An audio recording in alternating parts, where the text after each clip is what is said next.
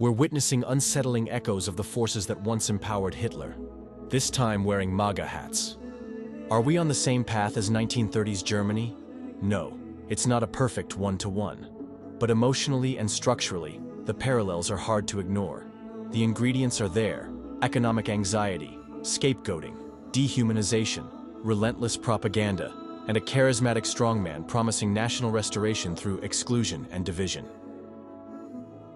Will it end in genocide? No one can say, but authoritarian backsliding is real and accelerating. Political scientists, historians, even former US generals have raised the alarm, and still, much of the country sleeps. In Nazi Germany, many Christians not only stood by, they cheered.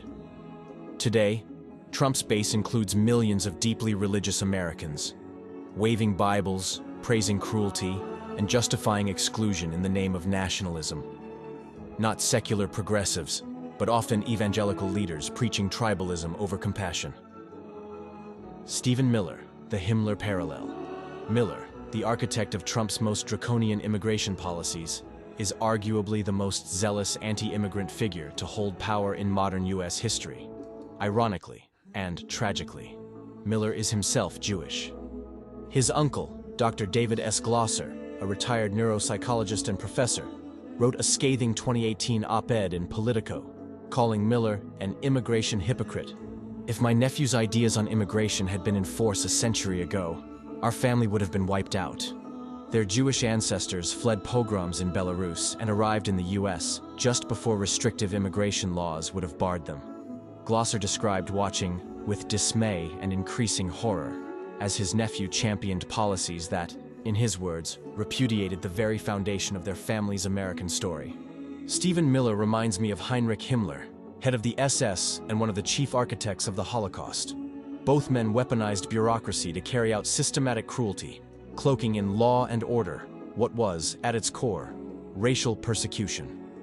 Here's Miller's uncle talking to Anderson Cooper on CNN. Our family history is entirely dependent upon the fact that our family was able to escape from a terrible situation in what is now the country of Belarus. In those days was part of the Russian Empire. Your family first came here, I think, in the early 1900s.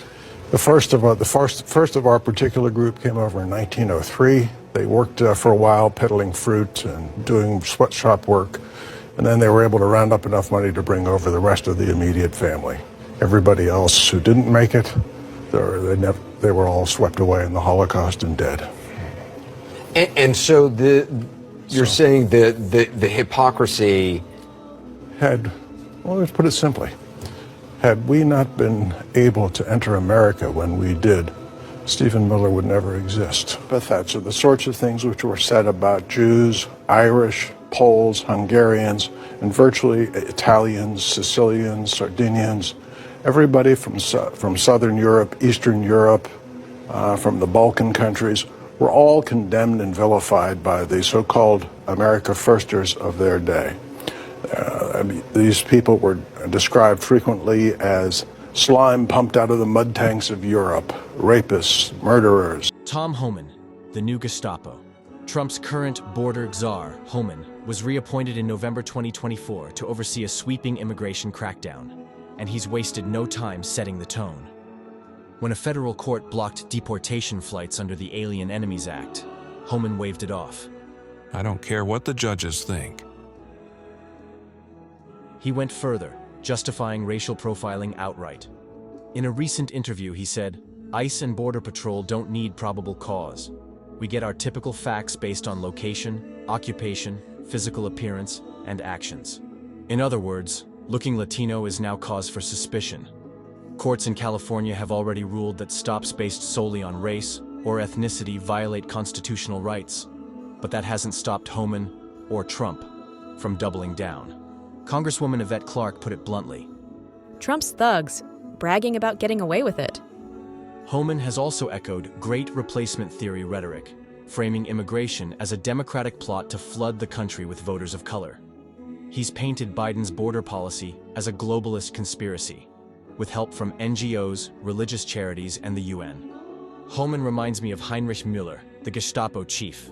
Ruthless, bureaucratic, loyal to a fault, unconcerned with legal limits, and deeply dangerous. This isn't alarmism, it's a warning. Just like in Trump's first term, white supremacist groups are re-energized. Fueled by immigration panic, racial resentment, and political cover, they now march openly. Not unlike the early Nazi paramilitaries before Kristallnacht or the Night of Broken Glass, carried out by the Nazi Party's Sturmabteilung and Schutzstaffel paramilitary forces, along with some participation from the Hitler Youth and German civilians throughout Nazi Germany on November 9, 1938, culminating in Shoah or the Holocaust that killed roughly 6 million Jews. We know where unchecked hate can lead. We've seen what happens when propaganda, dehumanization, and state power mix. The Holocaust didn't start with gas chambers. It started with rhetoric, scapegoating, and silence. Stephen Miller, Tom Homan, Trump. They are not just echoes of the past. They are warning signs for the future.